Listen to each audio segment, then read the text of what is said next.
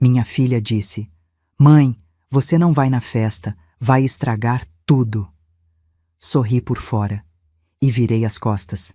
Desci as escadas sem fazer um escândalo. Na mesma noite, quando a música parou, o DJ anunciou um nome no microfone. E não era o dela. O sorriso dela sumiu. Sabe aquele momento em que você percebe que deixou de ser mãe e virou apenas uma carteira ambulante? Foi exatamente o que senti quando subi os 15 degraus do Espaço Magnólia, o salão de festas mais caro da Zona Sul de São Paulo, carregando uma caixa embrulhada em papel craft dourado, aquele que levei 3 lojas para encontrar. Dentro estava um conjunto de lençóis egípcios fio 600, que custou 1.200, porque Helena, minha filha, sempre quis coisas de qualidade. Eu estava a 3 metros da entrada quando ela apareceu. Não com um sorriso. Não com um abraço, mas com aquele olhar que toda mãe reconhece.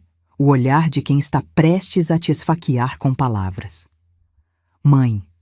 A voz dela saiu seca, cortante. A gente precisa conversar, agora. Ela me puxou pelo braço até um canto do hall. As luzes douradas do lustre refletiam no vestido champanhe dela. Um tomara que caía com bordados em pedraria que eu paguei 8.500 para ela usar. O cabelo dela estava preso num coque elegante, maquiagem impecável. Ela estava perfeita. E estava me olhando como se eu fosse uma mancha na parede. Mãe, você não vai na festa. Levei 2 segundos para processar. Como assim, filha? Você vai estragar tudo com essa roupa cafona e esse jeito de velha carente. O Rodrigo e a família dele, eles são de outro padrão. Você não combina. O sangue gelou nas minhas veias. Tentei rir, porque pensei que fosse piada. Mas o rosto dela estava sério, duro, frio como pedra. Olhei para baixo, para o meu conjunto. Uma blusa de crepe bege com gola de renda, calça social preta, sapato de salto baixo. Nada extravagante, nada vergonhoso. Apenas simples. O tipo de roupa que uma costureira aposentada de 68 anos usaria numa festa de família. Mas para os olhos de Helena, eu era um tropeço, um constrangimento. Helena, Por favor, mãe, não faça cena, só vai para casa. Eu te ligo depois. As primeiras notas de música começaram a tocar lá dentro. Risos, taças tilintando. O burburinho de convidados chegando, felizes, despreocupados. E ali estava eu, sendo expulsa da festa que eu paguei 85.000 reais para realizar. Sorri. Não sei de onde tirei forças, mas sorri. Tá bom, filha, sem problema. Virei as costas. Desci os 15 degraus devagar, segurando a lateral de ferro para não desabar. Cada passo pesava toneladas. Sentia os olhares do pessoal da organização, dos seguranças, dos garçons carregando bandejas. Será que eles sabiam? Será que achavam que eu era uma intrusa? Cheguei na calçada, chamei um Uber e me sentei no banco de trás tentando respirar. O motorista perguntou se eu estava bem. Eu menti que sim. Mas a verdade é que naquele momento, enquanto o carro se afastava e as luzes do salão ficavam cada vez mais distantes, algo dentro de mim quebrou. E também nasceu. Porque veja bem, meu nome é Madalena Ferreira da Silva. Tenho 68 anos, sou viúva há 12, mãe de Helena e avó de Lívia, de 8 anos. Passei 40 anos costurando para sustentar minha família. Acordava às 5 da manhã, dormia depois da meia-noite. Construí uma confecção do zero com meu marido Geraldo. A gente nunca teve luxo, mas nunca faltou dignidade. Até aquela noite, eu achava que amor de mãe não tinha limite. Mas tem. E eu estava prestes a descobrir onde estava o meu. Se você já sentiu na pele o gosto amargo da ingratidão, se inscreva no canal, porque essa história está apenas começando, e o que aconteceu depois dessa noite? Ninguém esperava. Quando cheguei em casa naquela noite, não liguei as luzes. Sentei no sofá da sala, no escuro, com aquela caixa de presente ainda nas mãos. o papel dourado amassado, o laço torto, um presente que nunca seria entregue. E foi ali, naquele silêncio pesado, que comecei a me perguntar: onde foi que eu errei? Deixa eu te contar quem eu sou de verdade. Não a mulher cafona que Helena enxerga, mas a Madalena que construiu cada tijolo da vida dela com as próprias mãos, literalmente. Nasci em Itapetininga, interior de São Paulo, numa casa de 3 cômodos onde moravam 7 pessoas. Meu pai era metalúrgico, minha mãe lavava roupa para fora. Aprendi a costurar aos 11 anos porque precisava ajudar. Enquanto as meninas da minha idade brincavam de boneca, eu estava debruçada na máquina Singer da minha avó, consertando rasgos, ajustando bainhas, transformando retalhos em algo útil. Aos 19, conheci Geraldo. Ele era vendedor de tecidos, passava de loja em loja com aquelas malas pesadas cheias de amostras. Tinha um sorriso largo, mãos calejadas e uma forma de olhar para mim que me fazia sentir vista. Não bonita, não especial, apenas vista. Casamos 6 meses depois, numa cerimônia simples na Igreja do Rosário. Eu fiz meu próprio vestido. Cetim branco com mangas 3/4, decote quadrado. Nada extravagante, mas era meu. E quando Geraldo me viu entrando, os olhos dele brilharam como se eu fosse a noiva mais linda do mundo. Moramos num apartamento de 40 metros quadrados no Ipiranga. 2 cômodos, banheiro minúsculo, cozinha que mal cabia um fogão. Mas era nosso. Naquela sala apertada, montei minha primeira oficina. Uma máquina industrial Eldin, que a gente comprou em 12 parcelas. Uma mesa de corte improvisada com 2 cavaletes e uma porta velha. E muita, muita determinação. Comecei costurando uniformes escolares. Depois, roupas sob encomenda. Vestidos de festa, conjuntos sociais, ajustes. Geraldo vendia meus trabalhos junto com os tecidos dele. A gente era uma dupla. Ele trazia os clientes, eu entregava qualidade. Helena nasceu 3 anos depois do casamento. Lembro do cheiro dela quando a enfermeira colocou aquele pacotinho nos meus braços. Cheiro de leite, de talco, de coisa nova. Ela tinha os olhos escuros do pai, a boca pequena, os dedinhos que se agarravam no meu indicador com uma força que me fez chorar. Eu prometi naquele dia: essa menina vai ter tudo que eu não tive. E cumpri. Enquanto Helena crescia, eu costurava.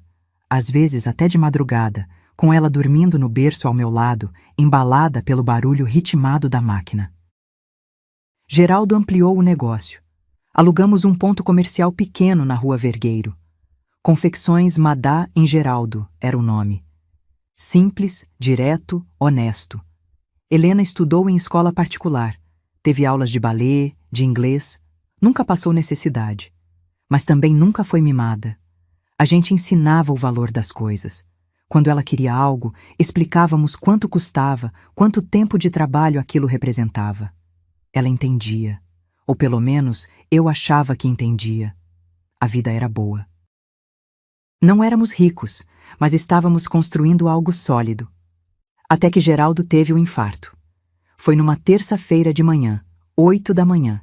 Ele estava organizando os rolos de tecido no depósito quando sentiu a dor no peito. Tentou disfarçar aquele jeito teimoso dele, mas eu vi. Vi a palidez, o suor frio, a mão tremendo. Chamei a ambulância. Não deu tempo. Geraldo morreu no corredor do Hospital São Paulo aos 62 anos, segurando minha mão. As últimas palavras dele foram: "Cuida bem da nossa Helena." "E de você também, Madá. Promete." Prometi. Depois do velório, depois do enterro, depois das contas que precisaram ser pagas e das decisões que precisaram ser tomadas sozinha, vendi a confecção. Foi dilacerante. 40 anos de trabalho transformados num cheque de 280 mil reais. Usei parte para quitar o financiamento do apartamento, investi outra parte em CDB, guardei o resto para viver. Helena tinha 22 anos, estava terminando a faculdade de pedagogia. Pensei que ela fosse me apoiar, me ajudar a atravessar aquele luto, mas ela estava ocupada demais vivendo a própria vida. Casou com o primeiro namorado sério, o Fábio, um rapaz bonito, carismático, que trabalhava com eventos. Eu avisei que era cedo, que ela mal o conhecia. Mas Helena estava apaixonada. E eu, ainda anestesiada pela dor da perda, deixei. O casamento durou 2 anos. Fábio saiu de casa quando Lívia tinha 6 meses. Simplesmente fez as malas e foi embora, deixando um bilhete dizendo que não estava pronto para ser pai. Helena entrou em colapso. E quem segurou? Eu. Lívia praticamente morou comigo dos 6 meses aos 5 anos. Eu que acordava de madrugada quando ela chorava. Eu que levava no pediatra, que fazia papinha, que cantava para dormir. Helena ia e vinha, se encontrando, se redescobrindo, enquanto eu criava a filha dela. Não me arrependo. Lívia é minha luz. Mas Helena nunca agradeceu de verdade. Para ela era obrigação. Mãe faz isso mesmo, ela dizia. Aí, há 3 anos, ela conheceu Rodrigo. Empresário, família tradicional, sobrenome pomposo. De repente, Helena começou a mudar. O cabelo foi alisado, as roupas ficaram mais caras. O vocabulário mudou. Ela começou a usar palavras como networking, lifestyle, branding pessoal. E começou a se envergonhar de mim. A primeira vez que senti foi numa reunião de pais da escola de Lívia. Helena me ligou no dia anterior. Mãe, não precisa ir não, eu resolvo. Insisti, disse que queria participar. Ela suspirou, irritada. Tá bom, mas não fala muito, tá? A mãe do Rodrigo vai estar lá. Fui.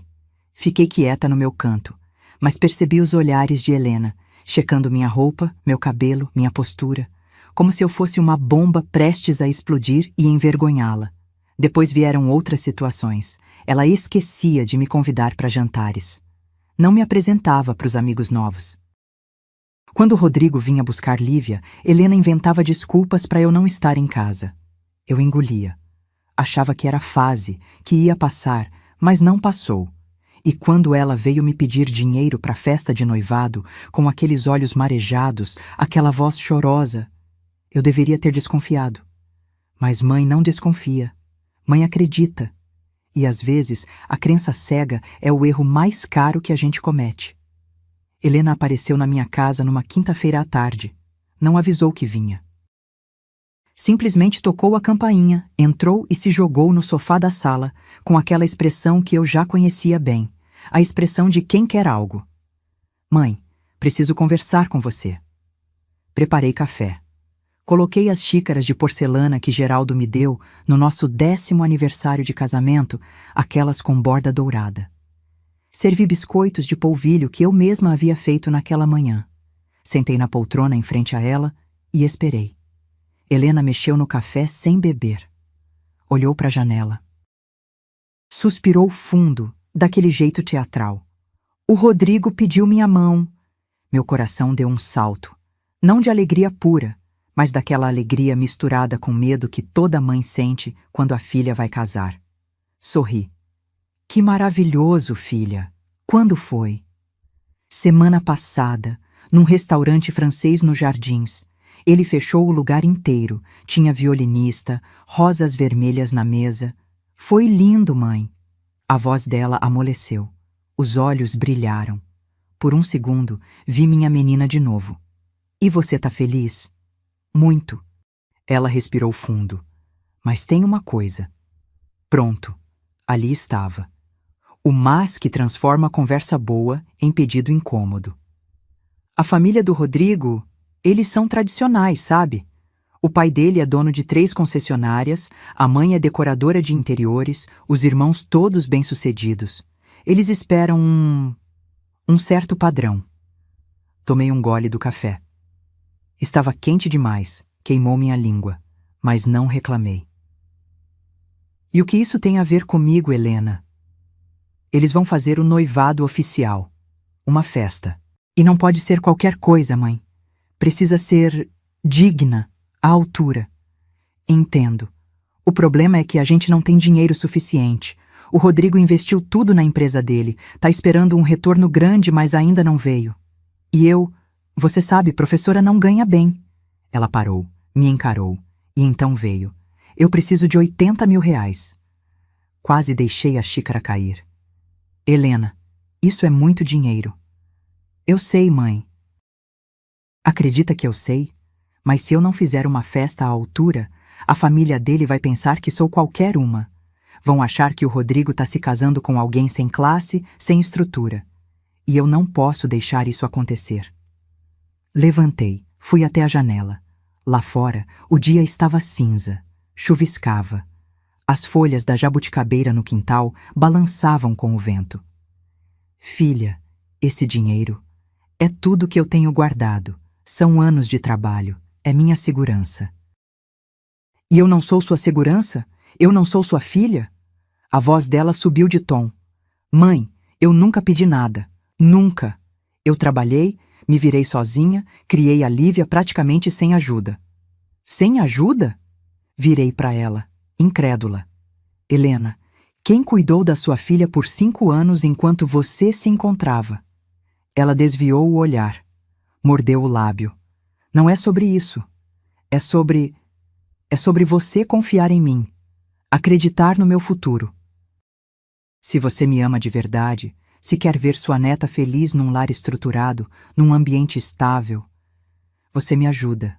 Ali estava, a arma mais suja. A Lívia sendo usada como moeda de troca. Respirei fundo. As mãos tremiam. Eu sabia que era errado. Cada fibra do meu corpo gritava que aquilo não ia acabar bem. Mas olhei para os olhos da minha filha, aqueles mesmos olhos que me olharam pela primeira vez há 34 anos, e cedi. Tá bom. O rosto dela se iluminou. Sério? Mãe, você é incrível. Eu vou devolver, prometo. Assim que as coisas melhorarem, assim que o Rodrigo receber o retorno do investimento, quero por escrito. Ela piscou surpresa. Como? Um documento, dizendo que é empréstimo, que você vai devolver, com data, assinatura, testemunha. Mãe, que desconfiança é essa? Eu sou sua filha. E justamente por isso preciso me proteger. Ou acha que confio mais em estranhos do que em você? Ela bufou, irritada, mas concordou. Transferi o dinheiro na segunda-feira seguinte. Helena assinou um papel simples, datilografado, 2 testemunhas, a vizinha Dona Carmen e seu Valdemar do mercadinho. Ela mal olhou para o documento. Assinou rápido, como se fosse formalidade boba. Obrigada, mãe. Você não vai se arrepender. Mas eu já estava me arrependendo. Nas semanas seguintes, Helena me excluiu de tudo. Liguei para perguntar sobre o buffet. Mãe, já resolvi. Mandei mensagem perguntando sobre o vestido. Já comprei. Tentei opinar sobre a decoração. Mãe, você não entende dessas coisas. Cada porta que eu tentava abrir, ela fechava na minha cara. Até que, numa tarde, fui até a casa dela levar um bolo de fubá, o preferido da Lívia. Quando cheguei, encontrei Beatriz, a sogra de Helena, na sala, rodeada de catálogos, amostras de tecido, fotos de arranjos florais. Madalena, que bom te ver! Beatriz me abraçou com aquele jeito formal, educado. Que pena que você não virá à festa, né? Helena comentou que você tem um compromisso inadiável. O chão sumiu debaixo dos meus pés. Compromisso? Sim, uma viagem marcada há tempos, algo assim. Mas não se preocupe, a gente tira muitas fotos para você ver depois. Sorri, não sei como. Mas sorri, agradeci, deixei o bolo na cozinha e saí. No elevador, as lágrimas vieram. Incontroláveis, silenciosas. Helena não tinha só me excluído das decisões. Ela tinha me excluído da festa. Da minha festa. E o pior, nem teve coragem de me contar pessoalmente. Foi ali, naquele elevador descendo 17 andares, que entendi. Eu não era mais mãe. Era apenas a patrocinadora. E quando o dinheiro acabasse, o que sobraria? Não voltei para casa naquele dia. Caminhei. Caminhei sem rumo pelas ruas do bairro, passando por lojas que nem via, por pessoas que nem notava. A tarde esfriou, o céu ganhou aquele tom alaranjado de fim de tarde paulistana, e eu continuava andando. As pernas doíam, A cabeça latejava. Mas a dor física era nada comparada ao buraco que se abria no meu peito. Quando finalmente parei, estava em frente a uma padaria. Entrei, pedi um café pingado, sentei numa mesa de canto. O lugar cheirava a pão francês quentinho e manteiga derretida. Sons normais. Gente normal vivendo vidas normais. E eu ali, tentando entender como tinha sido tão idiota. Peguei o celular com as mãos trêmulas. Abri o WhatsApp. Escrevi: Helena, precisamos conversar. Agora. A resposta veio 7 minutos depois. Mãe, tô ocupada. Depois a gente fala. Liguei. Chamou 5 vezes antes dela atender, e quando atendeu, a voz saiu irritada. Mãe, eu tô no meio de uma prova de vestido. Não pode ser depois?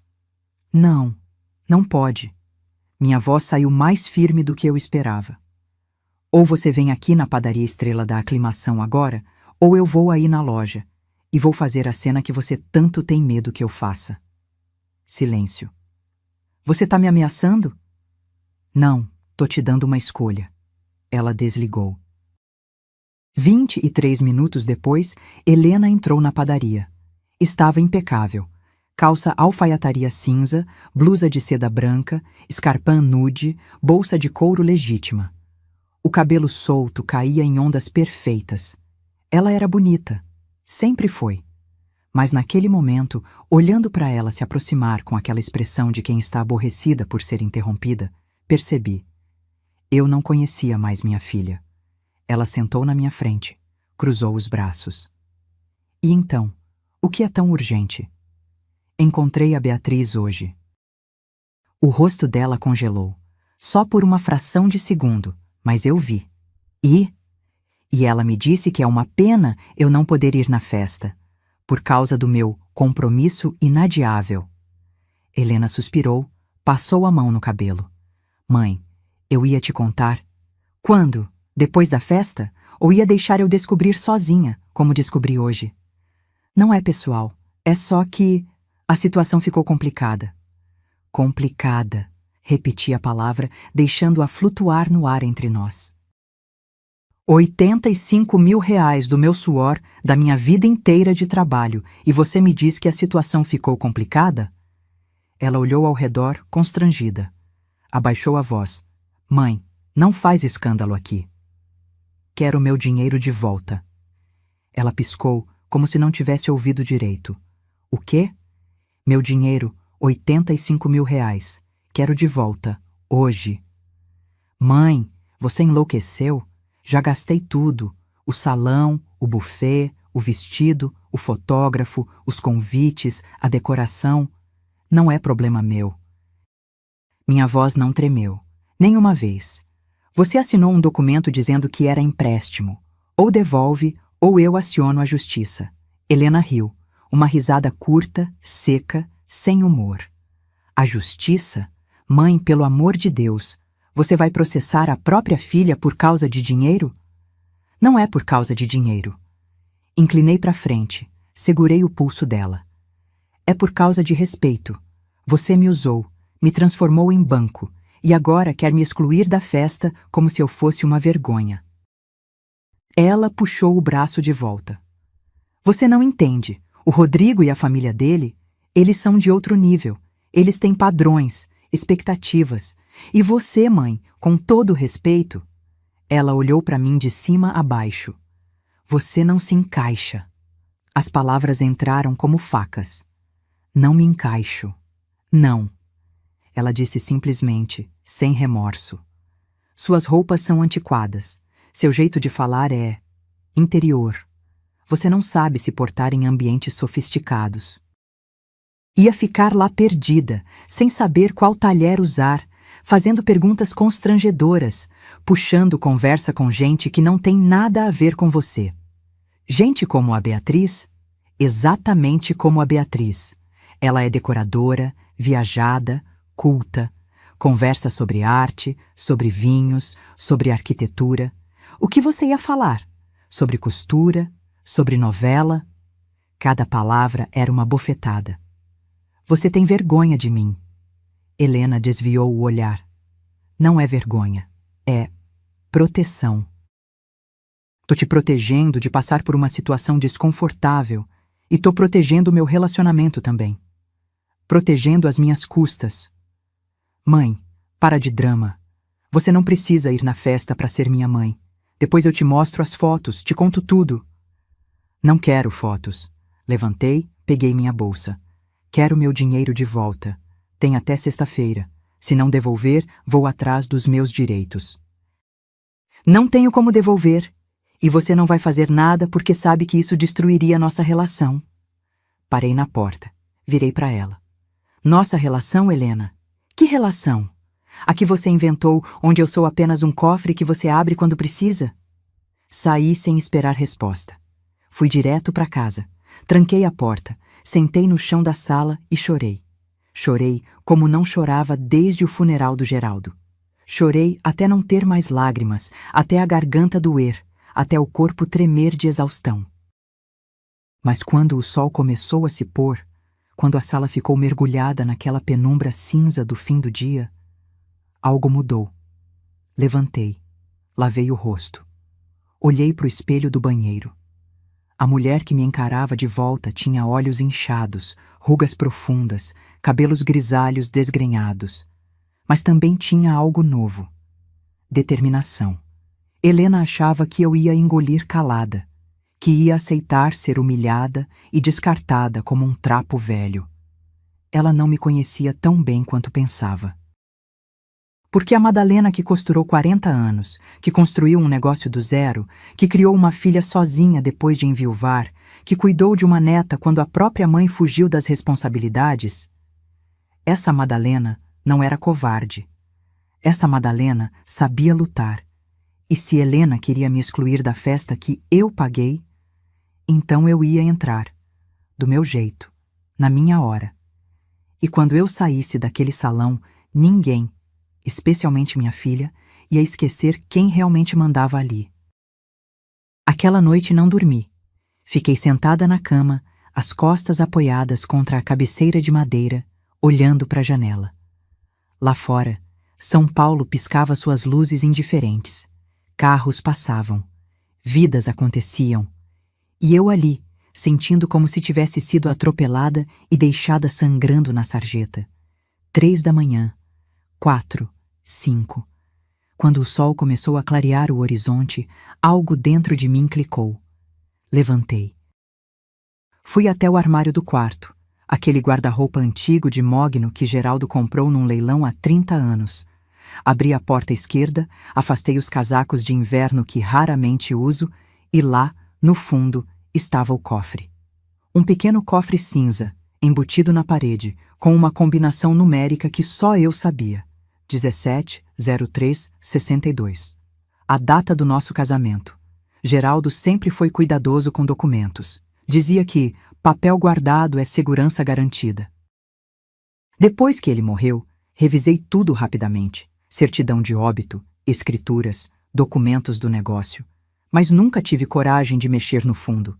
Eram coisas dele, pessoais, intocáveis. Mas agora, com os dedos tremendo, girei a combinação. Clique. Abri.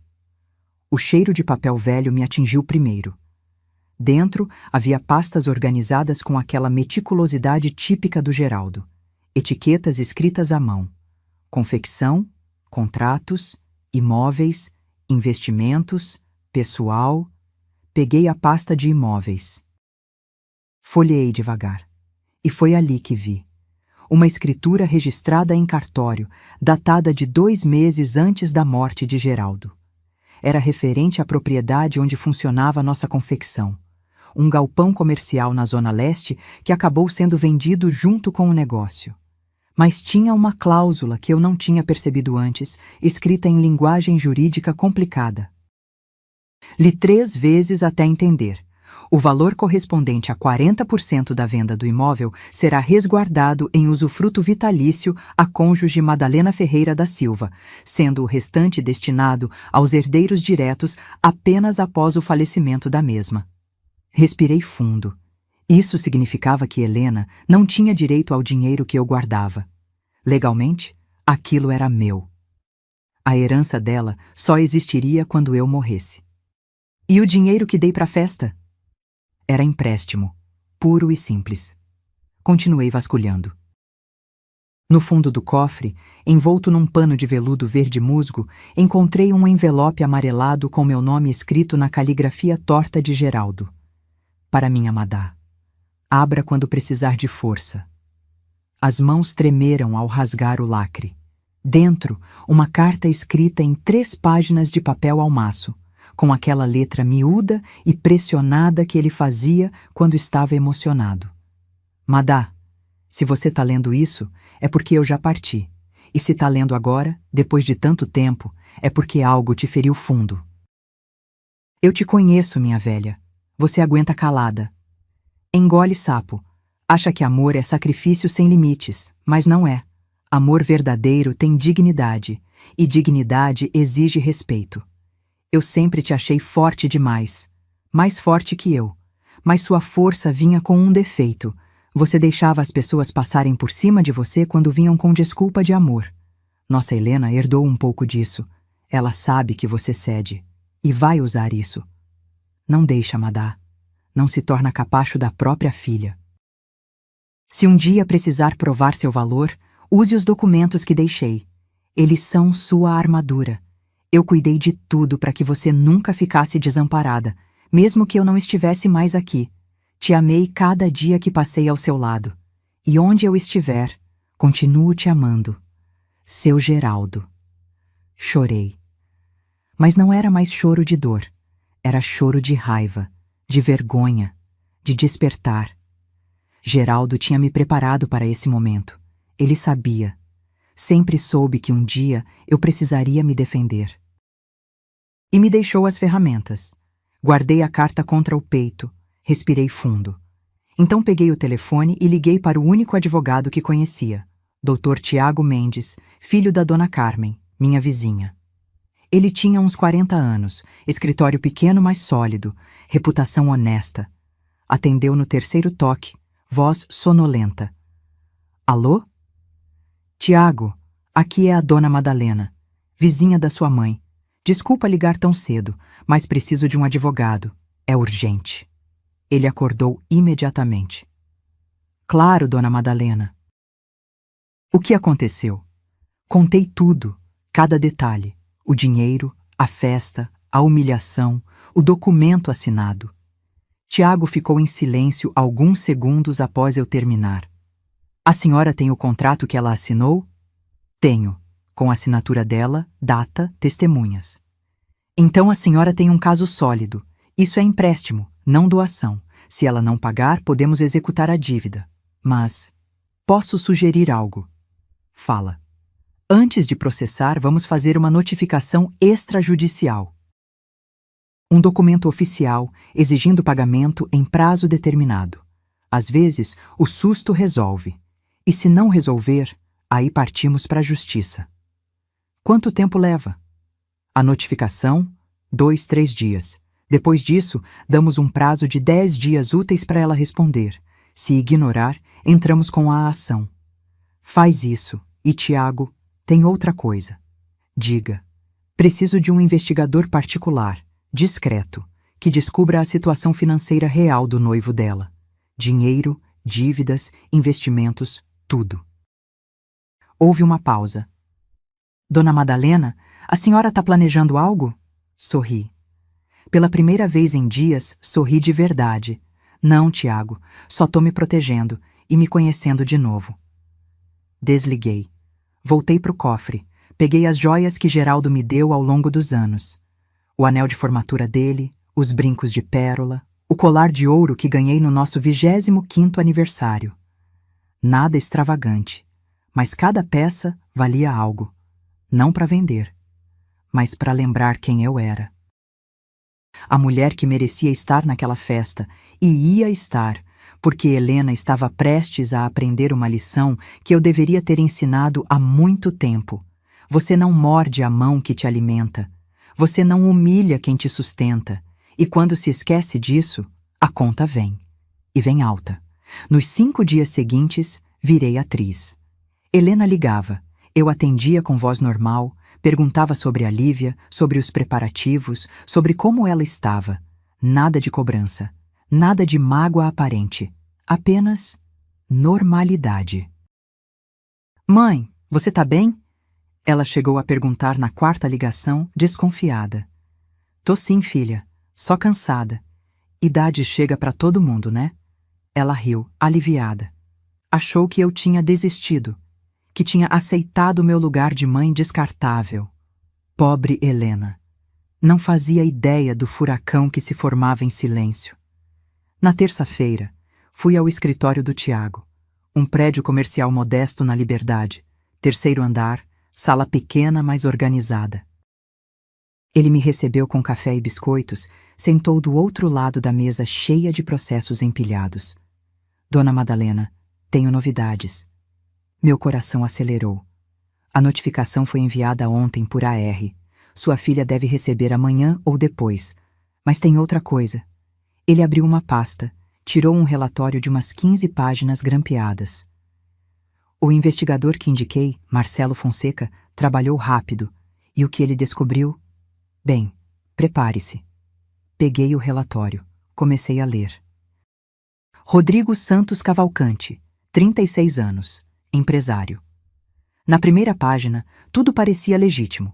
Formado em administração, MBA em Portugal, sócio de uma empresa de consultoria empresarial chamada Cavalcante em Associados. Mas a segunda página mudava tudo. Status financeiro. Crítico. A empresa estava falida há 8 meses, dívidas acumuladas de 2,3 milhões, com fornecedores, bancos e investidores. 3 processos trabalhistas correndo, 2 cheques devolvidos, nome sujo na praça. Continuei lendo. Cada linha era uma bomba. Rodrigo havia investido pesado em criptomoedas em 2021, durante a alta. Convenceu o pai e os irmãos a entrarem junto. Quando o mercado despencou, perderam tudo. A família Cavalcante, que Helena tanto idolatrava, estava quebrada. As concessionárias? Vendidas. A casa no Morumbi? Hipotecada. O estilo de vida luxuoso? Fachada sustentada por cartões de crédito estourados e empréstimos com agiotas. Ele tá falido. Murmurei, incrédula. Completamente. Tiago confirmou. E tem mais. O Marcelo conversou discretamente com ex-funcionários dele. Rodrigo tá com sua filha especificamente porque descobriu que a senhora vendeu um negócio e tem dinheiro guardado. Ele perguntou sobre herança, sobre imóveis, sobre investimentos. Tudo nas costas dela. A raiva subiu como lava quente. Helena sabe? Não parece. Pelo que apuramos, ele mantém a imagem de empresário bem-sucedido. Sai em restaurantes caros, mas sempre tem reunião de negócios que justifica não pagar a conta. Dirige um carro importado, alugado, mora num apartamento, emprestado por um amigo. Ele tá usando minha filha para chegar no meu dinheiro. Exatamente. Fechei os olhos. Respirei fundo. Parte de mim quis ligar para Helena imediatamente, jogar tudo isso na cara dela, salvá-la desse golpista. Mas a outra parte, a parte ferida, traída, humilhada, pensou. Ela me chamou de cafona. Me excluiu da própria festa. Achou que eu ia me curvar. Tiago, quanto custa contratar o DJ da festa? Ele piscou, confuso. DJ? Pra quê? Confia em mim. 2 dias depois, estava sentada na sala quando a campainha tocou. Abri a porta. Era um motoboy com um envelope grande. Notificação extrajudicial. Assinei o recebimento. O rapaz foi embora. Não precisei esperar muito. 15 minutos depois, meu telefone explodiu. Helena. 47 ligações não atendidas. Helena. 23 mensagens. Mãe, o que é isso? VC tá louca?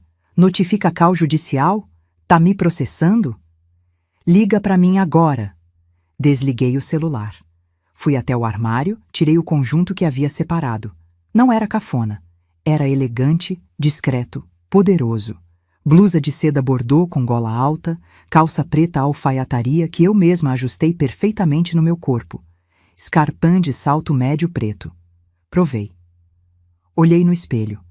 A mulher que me encarava não era a Madalena derrotada de uma semana atrás. Era alguém que eu não via há anos, alguém que Geraldo reconheceria, alguém que não abaixa a cabeça.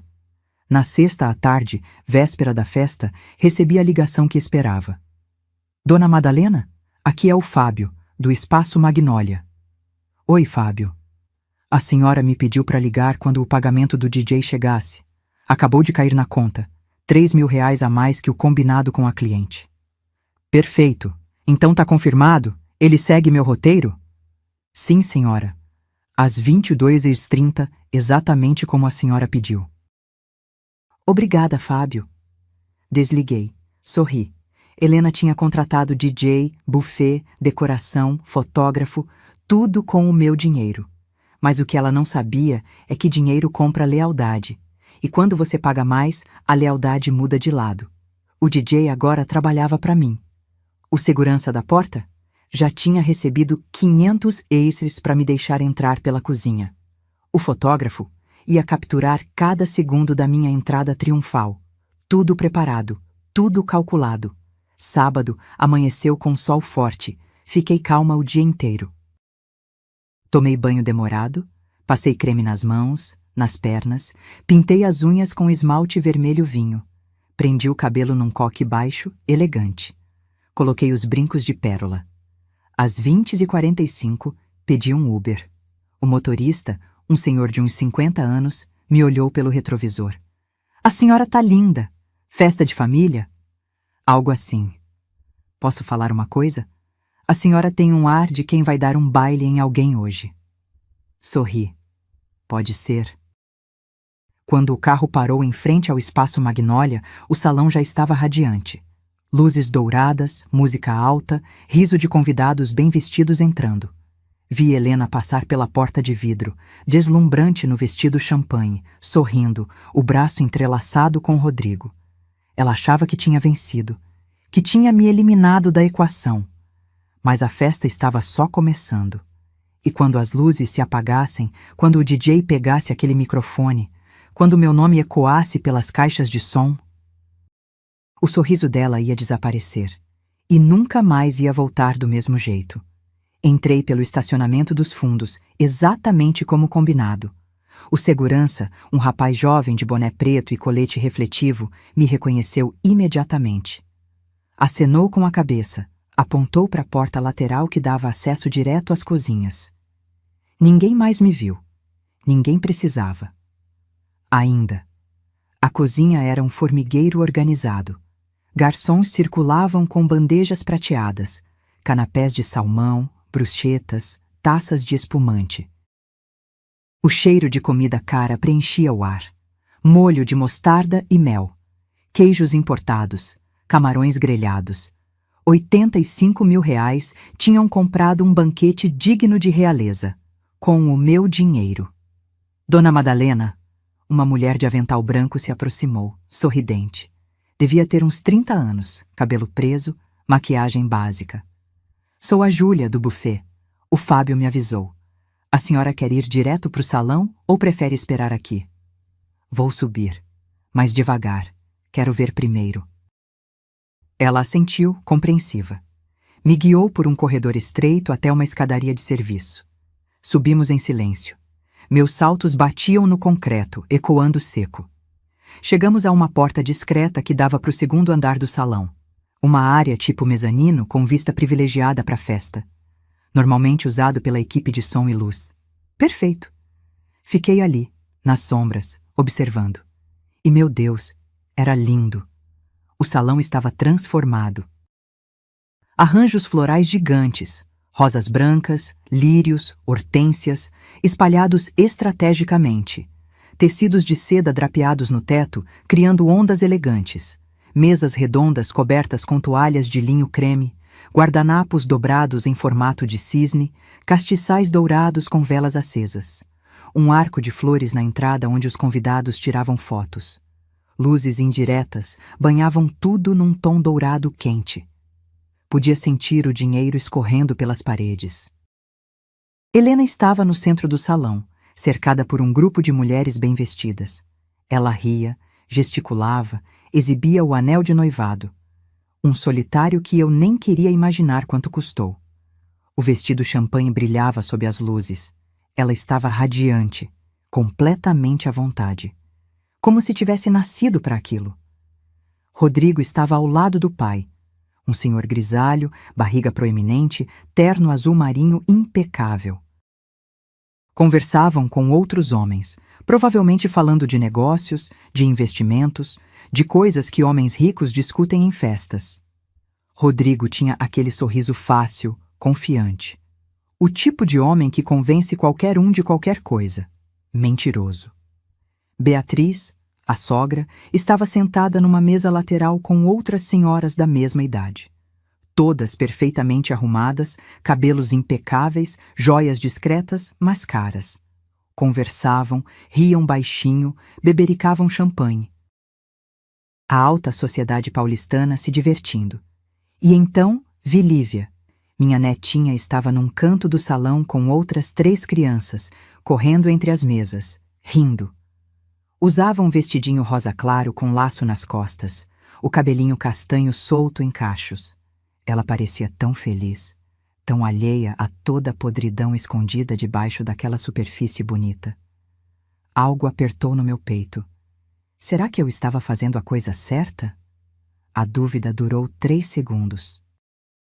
Então lembrei da cara de Helena me dizendo que eu não me encaixava, que ia estragar tudo, que minha presença era uma vergonha. A dúvida evaporou.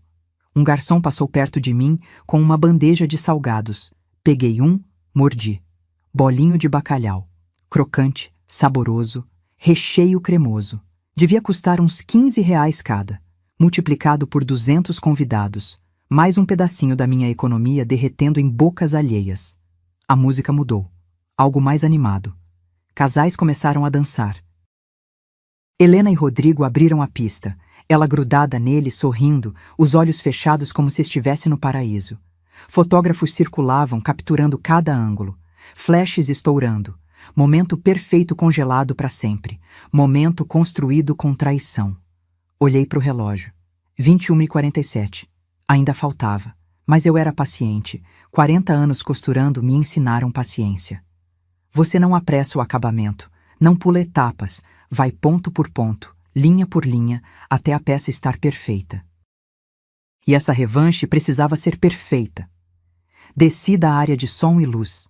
Caminhei pelos corredores dos fundos até encontrar o banheiro feminino. Entrei, tranquei a porta, olhei no espelho.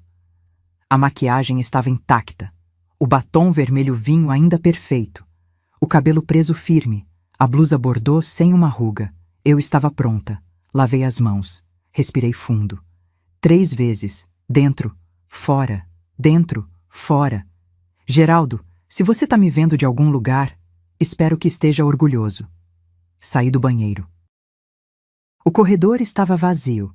Conseguia ouvir a música, as risadas, o zum-zum da festa acontecendo. Encostei na parede gelada, fechei os olhos por um momento. E então, a voz de Júlia no meu ouvido. Dona Madalena? O DJ acabou de confirmar. Daqui a 40 minutos. Às 22h30 em ponto. A senhora quer que eu avise quando faltar 5 minutos? Quero. Ela apertou meu ombro, um gesto pequeno, solidário, e se afastou. Fiquei ali, na penumbra do corredor, ouvindo minha própria respiração. O coração batendo compassado. As mãos não tremiam. Não tinha medo. Não tinha dúvida. Tinha certeza de que Helena precisava aprender, de que Rodrigo precisava ser exposto, de que aquelas pessoas todas, bebendo meu champanhe, comendo minha comida, celebrando-a às minhas custas enquanto me excluíam, precisavam saber a verdade. E a verdade, querida Helena, é simples. Você pode tirar uma mãe da festa, mas não pode tirar a força dela. Não pode apagar a dignidade que ela construiu tijolo por tijolo, costura por costura, dor por dor. Eu carreguei você no ventre por 9 meses. Amamentei, embalei quando chorava, sequei suas lágrimas, paguei suas contas, criei sua filha quando você fugiu. E agora estava aqui, escondida nos bastidores da minha própria festa, esperando o momento certo de mostrar quem realmente pagava as contas. O relógio marcava 22h25. Júlia apareceu no corredor. Acenou. 5 minutos, Dona Madalena. Acenei de volta. Caminhei até a entrada lateral do salão.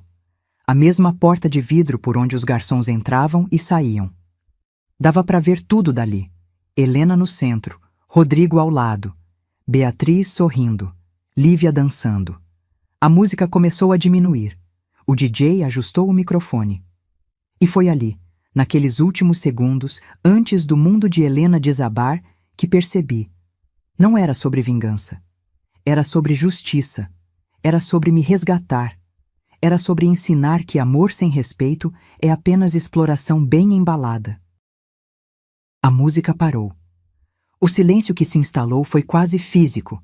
200 pessoas interromperam suas conversas, suas risadas, seus brindes. Olharam todos para o palco onde o DJ ajustava o microfone. Ele era jovem, uns 25 anos, cabelo raspado nas laterais, tatuagem no antebraço. Sorriu para o público com aquela simpatia profissional de quem trabalha com eventos. Boa noite, pessoal. Que festa linda, não é? Aplausos, assovios. Helena sorriu acenando. Antes de continuarmos, temos uma surpresa especial. O DJ fez uma pausa estratégica, porque toda festa tem uma anfitriã, mas nem sempre a anfitriã verdadeira está sendo reconhecida. O sorriso de Helena vacilou. Só um pouco, mas vacilou. Hoje, queremos homenagear a pessoa que tornou essa noite possível. A mulher que, com o trabalho de uma vida inteira, construiu cada centavo que está bancando essa celebração linda. Rodrigo franziu a testa. Beatriz se inclinou para frente na cadeira. Por favor, recebam com uma salva de palmas bem calorosa. Dona Madalena Ferreira da Silva. Os holofotes giraram, varreram o salão e me encontraram. Empurrei a porta de vidro. Entrei. O salto bateu firme no chão de mármore. Passei pelos garçons paralisados, pelas mesas decoradas, pelas flores caras. Cada passo era uma declaração. Cada movimento, um manifesto. Silêncio absoluto. Helena estava pálida. Literalmente pálida. A cor sumiu do rosto dela como água escorrendo por um ralo. A boca aberta, os olhos arregalados, congelada. Rodrigo olhou para ela confuso, depois para mim, tentando processar. Beatriz levou a mão ao peito, chocada. Lívia gritou, "Vovó!" e correu na minha direção. Abracei minha neta rapidamente, beijei o topo da cabecinha dela, sussurrei, "Vai brincar lá com as crianças, meu amor. Já volto." Ela obedeceu, mas olhou para trás, confusa. Continuei caminhando até o centro do salão. O DJ desceu do palco, estendeu o microfone. Peguei. Nossos olhos se encontraram. Ele deu um meio sorriso. "Você consegue." Olhei ao redor, 200 rostos me encarando.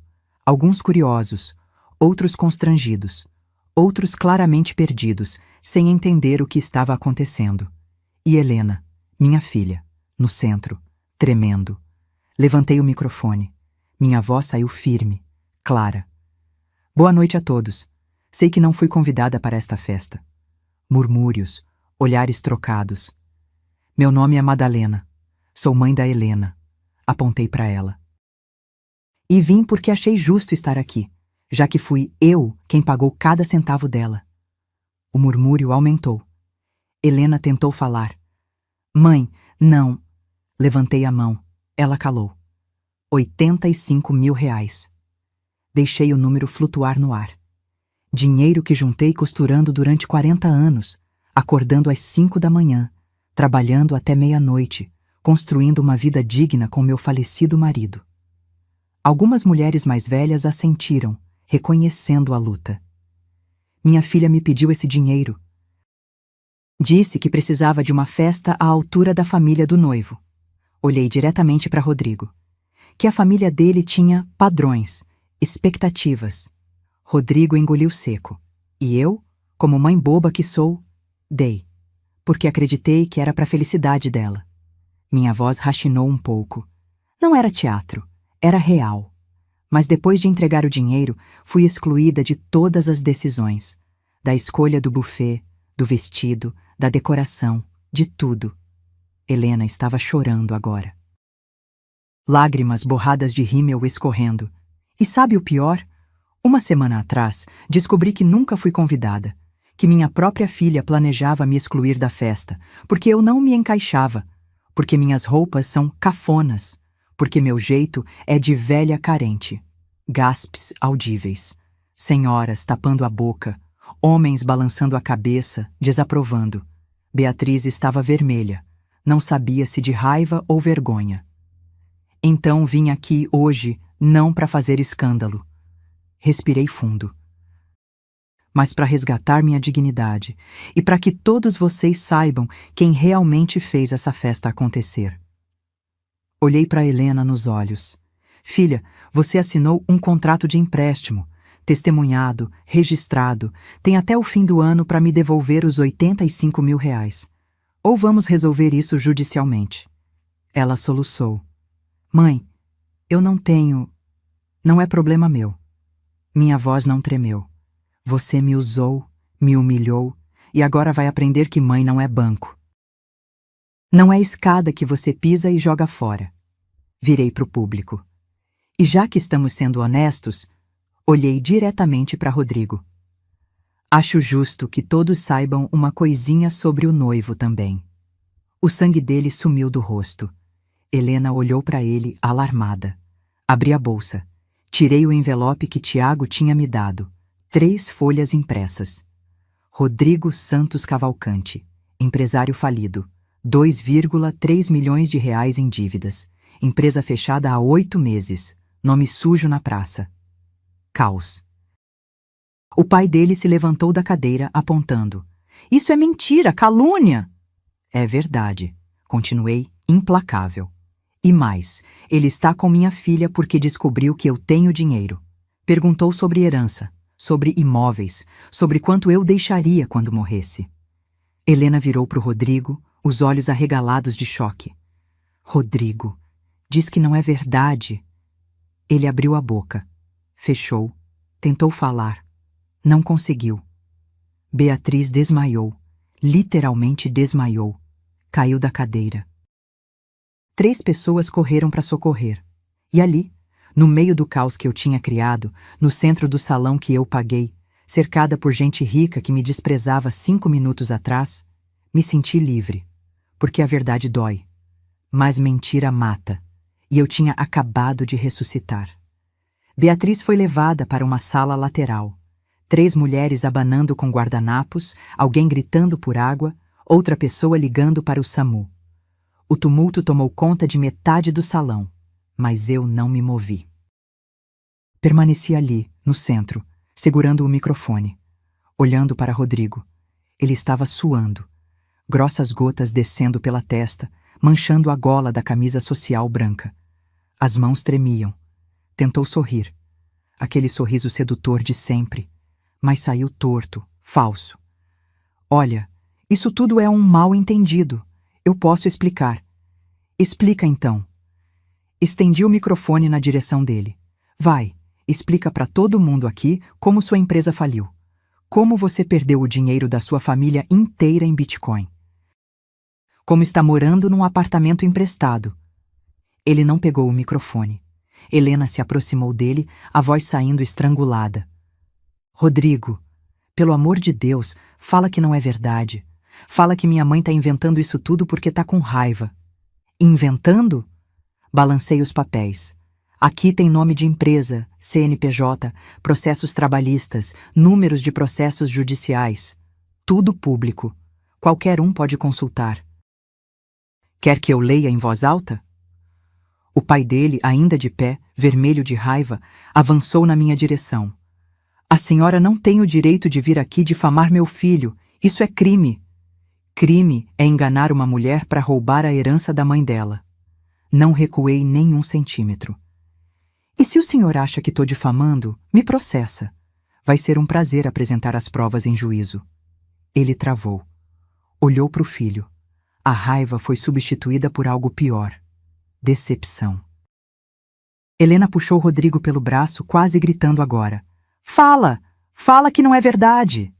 Silêncio. Rodrigo olhou para ela, depois para o pai, depois para mim. E então, naquele momento que pareceu durar uma eternidade, os ombros dele caíram. É verdade.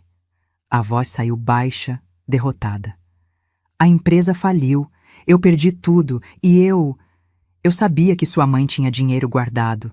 Pensei que quando a gente se casasse... Helena soltou o braço dele como se tivesse tocado fogo. Você tá falando sério? A voz dela subiu 3 oitavas. Você tava comigo por dinheiro? Não, não é assim. Eu te amo, Helena, eu juro. Você me usou. Ela o empurrou. Ele cambaleou. Tudo isso foi mentira. As jantares, os presentes, as promessas. Helena, espera. Eu posso consertar, a gente pode... Ela arrancou o anel de noivado do dedo. Jogou na cara dele. O anel ricocheteou no peito de Rodrigo. Caiu no chão de mármore com um tlink pequeno, quase cômico. Rolou até parar perto do meu pé. Olhei para baixo. Era lindo. Solitário grande, cravejado. Devia ter custado uns 40 mil. Dinheiro que Rodrigo não tinha. Dinheiro que ele provavelmente ia pagar com o meu empréstimo depois do casamento. O pai de Rodrigo pegou o filho pelo braço. Vamos embora. Agora. Pai, Agora, Rodrigo. Eles atravessaram o salão em silêncio sepulcral. 200 pessoas observando. Ninguém falou. Ninguém se moveu. Só o som dos passos deles ecoando no mármore até desaparecerem pela porta principal. Helena estava parada onde Rodrigo a deixou, tremendo. As mãos cobrindo o rosto, soluços sacudindo os ombros. Parte de mim quis ir até ela, abraçar, consolar, dizer que ia ficar tudo bem. Mas a outra parte, a parte que tinha sido chamada de cafona, de velha carente, de inadequada, ficou firme onde estava. Helena. Ela tirou as mãos do rosto, me encarou, os olhos vermelhos, inchados, destruídos. Você me destruiu, mãe, na frente de todo mundo, me humilhou. Não. Minha voz saiu calma, firme. Eu me resgatei, tem diferença. Você podia ter me avisado, podia ter me contado em particular, mas não. Você tinha que fazer um show, tinha que me expor. Como você me expôs? Dei 2 passos na direção dela. Quando me disse que eu não me encaixava? Quando me proibiu de vir na festa que eu paguei? Quando inventou desculpa para Beatriz dizendo que eu tinha compromisso? Ela ficou em silêncio. Você me tratou como lixo, Helena. Como um estorvo que precisava ser escondido. E achou que eu ia aceitar quieta. Eu só queria uma vida melhor. Um homem que me desse segurança, que a Lívia tivesse uma família de verdade. E achou que segurança vinha de mentira, de status falso, de humilhar quem te criou? Ela desabou. Literalmente desabou. Os joelhos cederam. Sentou no chão, ali mesmo, no meio do salão, com o vestido de 85 mil espalhado ao redor dela como uma poça de vergonha. E chorou. Chorou como criança. Como quando era pequena e caía no parquinho e vinha correndo para os meus braços. Mas dessa vez, eu não me movi. Lívia apareceu correndo, assustada. Mamãe, vovó, o que está acontecendo? Abaixei até a altura dela, segurei os ombrinhos delicados. Adultos às vezes brigam, meu amor, mas vai ficar tudo bem. Vai brincar um pouquinho, tá? Daqui a pouco a vovó te busca. Ela assentiu, mas olhou para a mãe dela no chão, preocupada. Uma das convidadas, uma mulher elegante de uns 40 anos, se levantou e gentilmente levou Lívia para a área das crianças. Olhei ao redor. Metade dos convidados já tinha ido embora. Os que ficaram estavam em grupinhos, cochichando, olhando para nós. Alguns com pena. Outros com satisfação mórbida de quem acabou de assistir ao melhor drama da temporada. O DJ estava parado no canto, sem saber se devia voltar a tocar música. O buffet continuava intocado, comida cara esfriando nas bandejas. As flores continuavam lindas, as velas continuavam acesas, mas a festa tinha acabado fazia tempo. Me aproximei de Helena, estendi a mão. Ela olhou para cima, surpresa. Levanta, com dignidade. Mãe, eu... Levanta, Helena. Ela pegou minha mão. Puxei. Ela subiu, cambaleante, o vestido amarrotado. Olhei nos olhos dela. Aqueles mesmos olhos que me olharam pela primeira vez 34 anos atrás. E sussurrei, só para ela ouvir. Você me deve R$ 85 mil. E me deve um pedido de desculpas de verdade. Não hoje. Hoje você não está em condição. Mas um dia, quando acordar e perceber o que fez, você vai vir até mim. E aí a gente conversa. Soltei a mão dela. Entreguei o microfone de volta pro DJ. Peguei minha bolsa. E saí do espaço Magnólia da mesma forma que tinha entrado. Com a cabeça erguida, os ombros retos e a certeza absoluta de que tinha feito a coisa certa. Porque justiça não é vingança. Justiça é olhar no espelho e reconhecer quem você vê. E naquela noite, pela primeira vez em anos, eu me reconheci. Cheguei em casa às 2 da manhã. Tirei os sapatos na porta. Soltei o cabelo.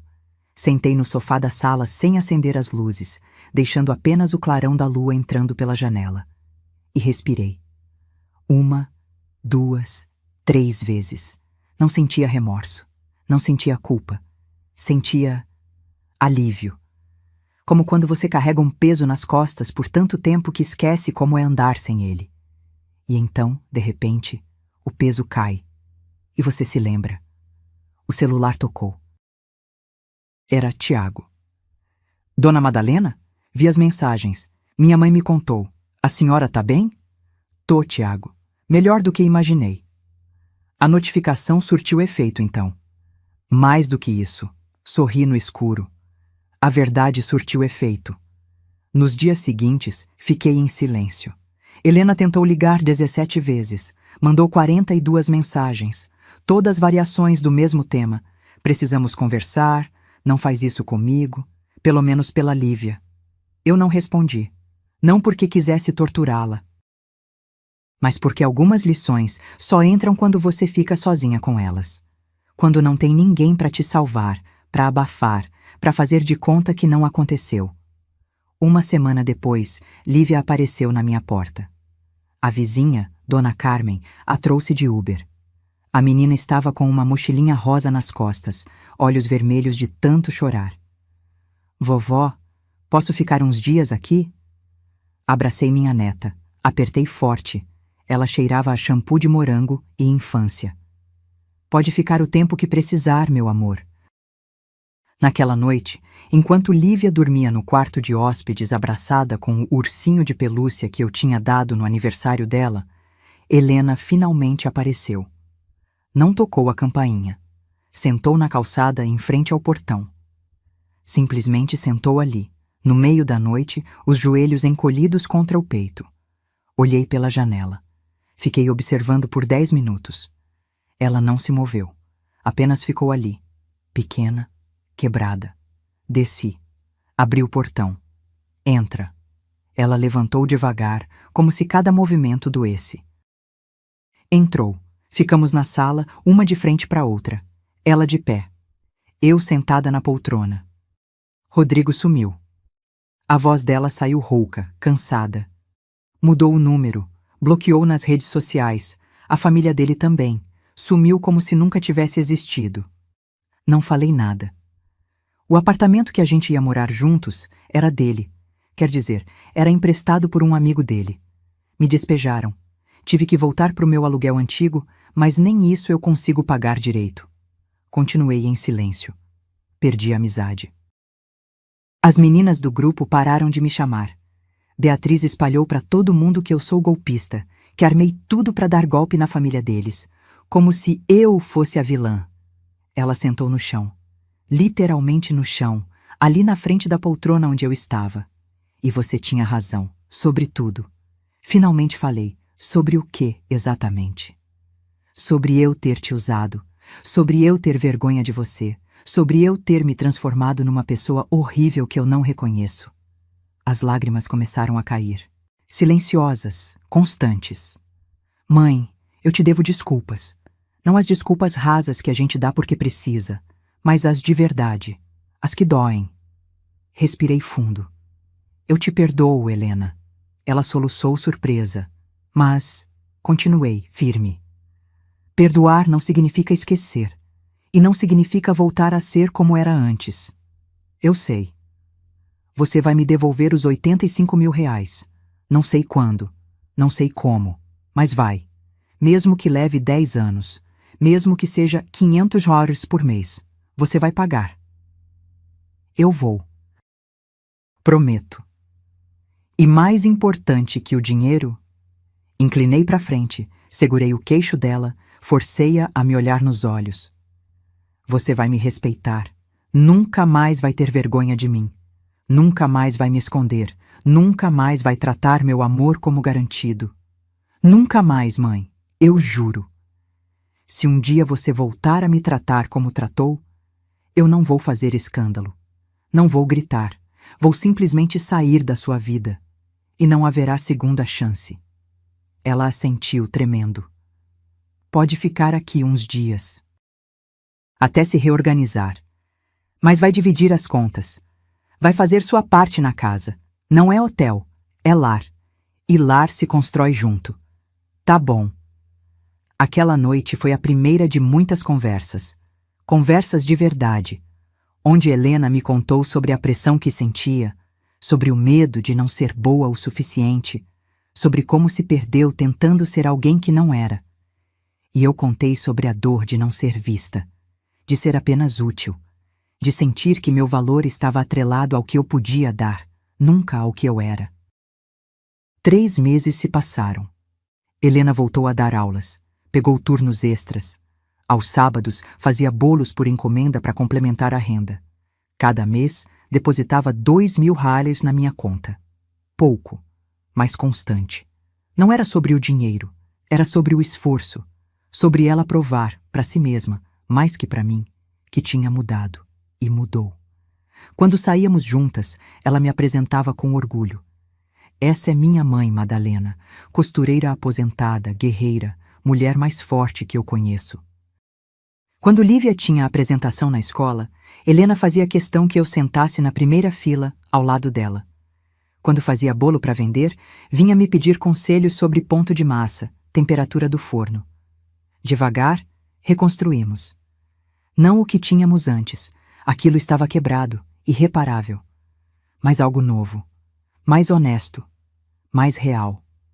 8 meses depois daquela noite no Espaço Magnólia, estávamos sentadas na varanda de casa. Helena, eu e Lívia. Tomando limonada caseira, comendo pão de queijo ainda quente. Lívia estava desenhando no chão. Helena olhava o pôr do sol. Mãe? Obrigada. Olhei para ela confusa. Por não ter desistido de mim. Por ter me dado o choque que eu precisava. Por ter me ensinado que amor verdadeiro não é deixar a pessoa fazer o que quer, é mostrar quando ela está errada. Segurei a mão dela. Filha, eu nunca vou desistir de você, mas também nunca mais vou me anular por você. Ela apertou minha mão de volta. E eu nunca mais vou deixar você precisar fazer isso. O sol desceu atrás dos prédios.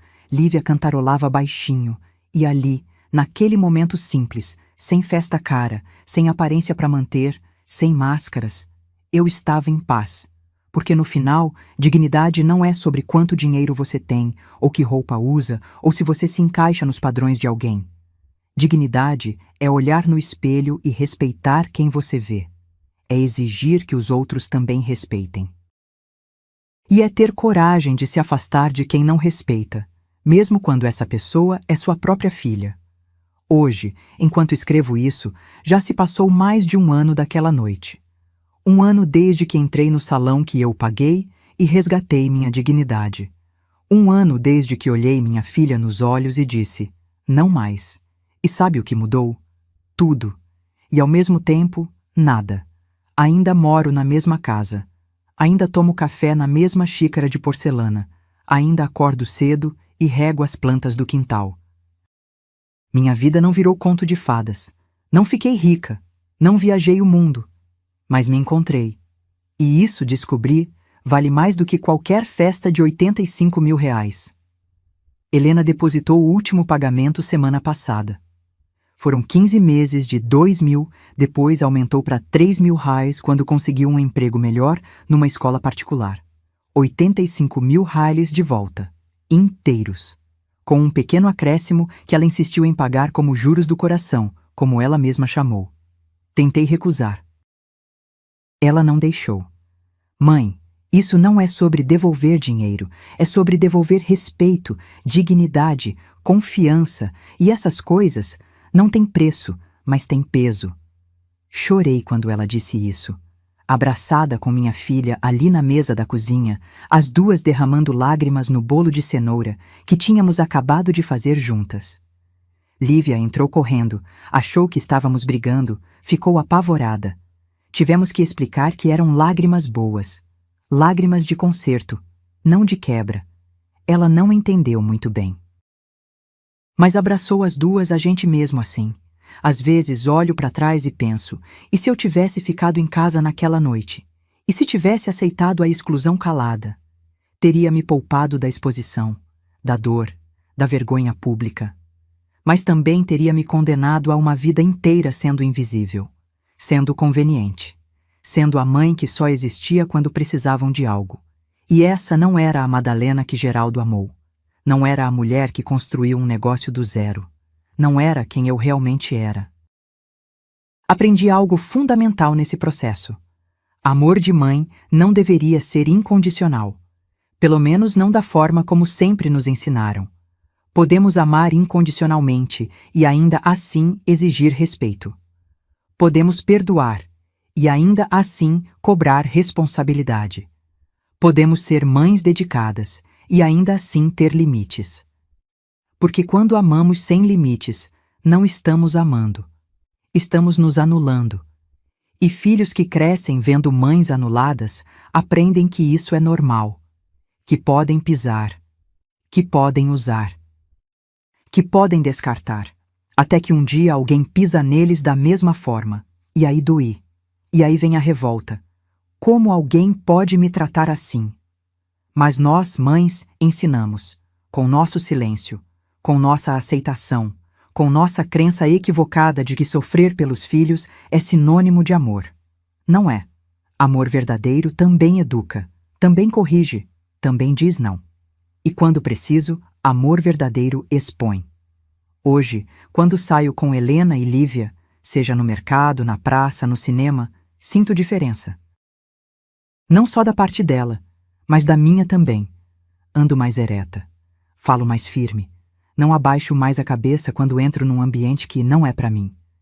Porque descobri que todos os ambientes são para mim, desde que eu queira estar lá, desde que eu me respeite o suficiente para exigir ser respeitada. Semana passada, Helena me levou num restaurante chique, desses com garçom de colete, cardápio em francês, taças de cristal. Fiquei com medo. A velha Madalena, aquela que achava que não se encaixava, começou a gritar lá dentro. Você não pertence aqui, volta para casa. Mas aí lembrei, eu paguei a festa de 85 mil. Eu construí um negócio do zero. Eu criei uma filha sozinha. Eu resgatei minha neta. Eu enfrentei 200 pessoas e disse minha verdade. Quem disse que eu não pertenço a lugar nenhum? Entrei, sentei, pedi o prato mais caro do menu. Um filé ao molho madeira que custava $180, só porque podia. Só porque merecia. E sabe o que aconteceu? Nada. O mundo não acabou. Ninguém me expulsou. Ninguém riu. Eu apenas vivi. Como qualquer pessoa que paga seu próprio jantar tem direito de viver. Se você chegou até aqui, até o final dessa história toda, é porque alguma coisa ressoou em você. Talvez você seja mãe e esteja se reconhecendo. Talvez seja filha e esteja percebendo erros que cometeu. Talvez seja só alguém que entende o gosto da invisibilidade. Quero que você saiba. Você merece ser vista. Merece ser respeitada. Merece ocupar espaço sem pedir desculpas. Não importa sua idade, sua roupa, seu sotaque, sua história. Você é suficiente. E se alguém, qualquer pessoa, até mesmo seus filhos, fizer você sentir o contrário, talvez seja a hora de fazer o que eu fiz. Não precisa ser num palco, não precisa ser numa festa, pode ser numa conversa, num limite estabelecido, num não firme e definitivo. Mas faça, porque dignidade não é luxo, é necessidade básica. E ninguém, tem o direito de te tirar isso. Meu nome é Madalena Ferreira da Silva. Tenho 69 anos agora. Sou costureira aposentada, viúva, mãe, avó. E pela primeira vez na vida, posso dizer, sou eu, por inteiro, sem desculpas. Se essa história tocou seu coração, se você também já se sentiu invisível ou desvalorizada, deixe seu comentário aqui embaixo contando de onde você está me assistindo e qual parte mais mexeu com você. Aperte o like para que mais pessoas recebam essa mensagem de força e dignidade. E se inscreva no canal para continuar acompanhando histórias reais de mulheres que escolheram não se curvar, porque juntas somos imbatíveis. Um abraço da Madalena para você. E lembre-se, você merece respeito, sempre. Fim.